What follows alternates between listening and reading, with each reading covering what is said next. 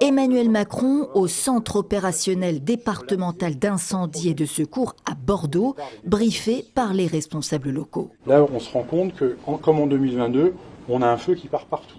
Le président français est venu apporter le soutien de l'État aux forces mobilisées et délivrer plusieurs messages.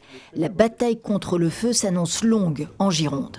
Il faut rester humble, on a des conditions météorologiques qui sont très dures, la température va remonter, les vents sont là, et on a ce phénomène très rare de pyrocumulonimbus, vous avez entendu parler, mais qui nous expose beaucoup à des sautes de ce feu. Il faut rester unis, c'est la priorité. Et puis derrière, on aura à replanter, rebâtir une forêt différente.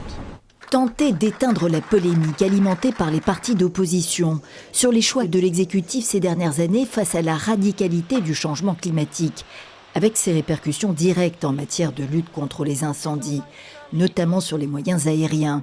18 appareils mobilisés actuellement en Gironde. Des secours engagés par ailleurs sur l'assistance des personnes évacuées, dont Sylvie, arrivée samedi. On est bien accueillis sur absolument tous les domaines dans lesquels on peut avoir besoin.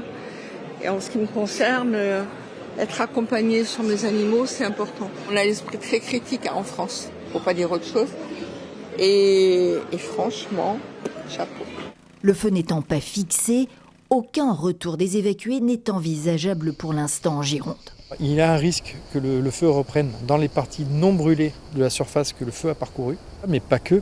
Il y a un risque généralisé d'incendie en milieu forestier, appuyé notamment par l'élévation des températures prévues par Météo France pour les prochains jours.